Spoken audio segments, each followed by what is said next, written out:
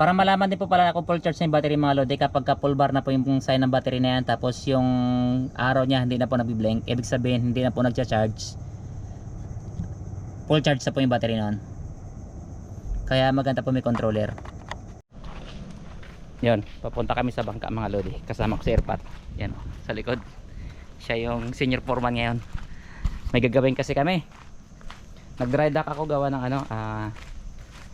mahirap pumasok sa umaga, low tide, tapos medyo maalon dahil sa amihan. Dry dock muna ako. May gagawin muna kami sa bangka. Ito yung bangka oh. Hirap kasi iwan yung bangka doon sa labasan mga lods. Delikado, mahangin ngayon, maalon yung amihan. Magkabit muna kami ng ito, solar panel. Ito 150 watts galing dito dyan sa kabilang bahay. So hindi na kasi hindi na pinapailawan, bangkan na ilagay. Kapit muna namin para kapag nag-charge ng battery, hindi na ibaba sa bangka. Dito na lang, permis na lang dito yung battery sa bangka. Minsan kasi tanghali ako umuwi, minsan hindi na ma-full charge yung battery dahil saglit lang i-charge tapos balik na ulit sa laot. Kaya ang gagawin ngayon, ito na lang, kabit na lang yung dito, yung panel para direct charge na. Combination na lalagyan mga lodi. Dito ipapatong yung solar panel, tapos ginagawa nito pa to yung kayang controller ito. Controller, yung bukasan para di mabasa ang tubig. Ayan o, ganoon siya. Tapos yung mga wire dito nakalabas sa butas, palabas dito, papunta sa battery tsaka sa mga ilaw. Kailangan daw kasi talaga mga lods, sabi ni Ripat, dapat may talaga may controller. Kapag walang controller na madaling masira yung battery, lalo ganun kalaking panel. Malaking panel kasi 150 watts. Okay, asimbolo namin ganun pagka piston yan, tatlong nakalagay na balagbang pirang niya, bracket, para kahit mahangin hindi maganon yung panel. So ayan na mga lods, nasi top na, pero hindi pa na perfect. Tinatalian ko pa lahat yung mga ganito, tapos puputulin ko yung mga sobrang kahoy na to para di mauntog. Ito na yung solar panel mga lodi, dyan na siya nakalapag, ganyan. Ganyan pagkagawa ng bracket namin, simple lang. Tapos ipapunta yung wire niya sa controller.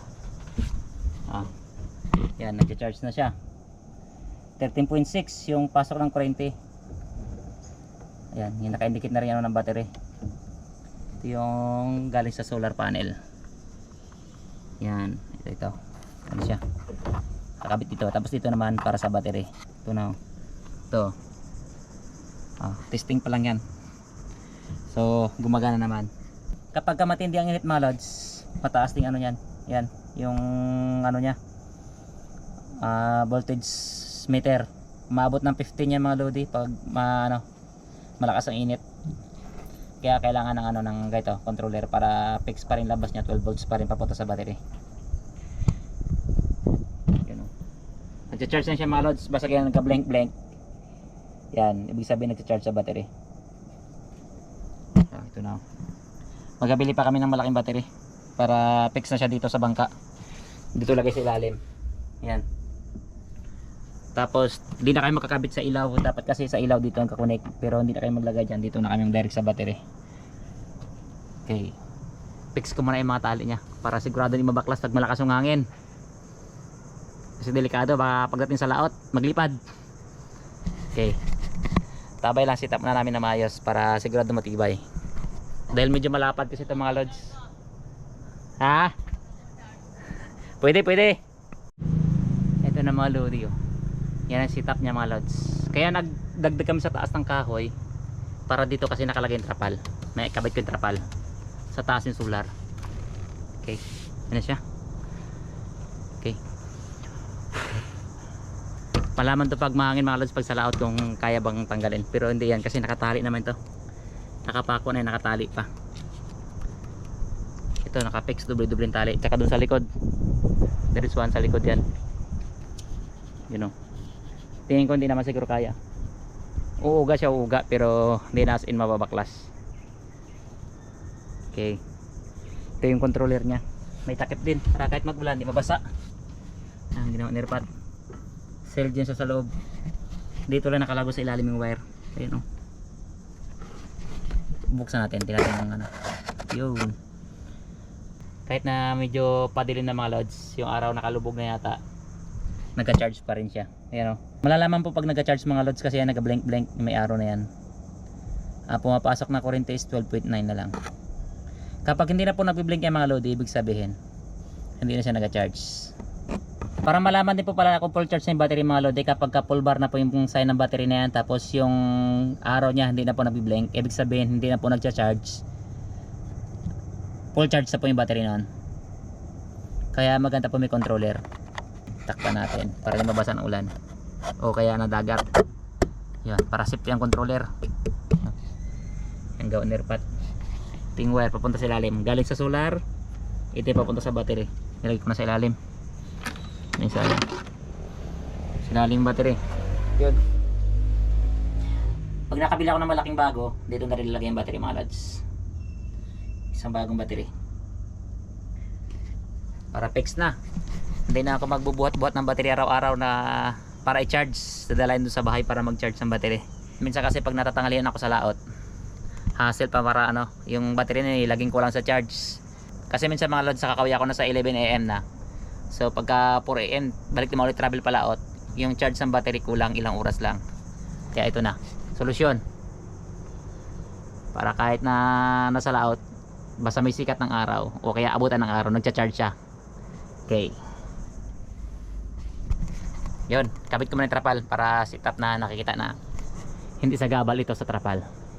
Tara, let's go mga lads. Pinandar ko isang makina. Ito na natin yung ilis eh.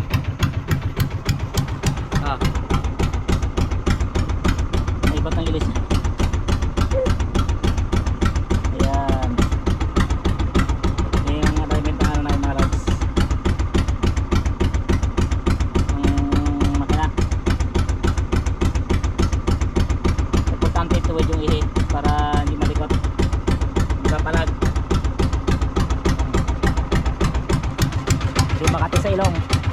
Kaya nakabit ko ng trapal tapos na. Yan ito lang. Tayo mo na mga.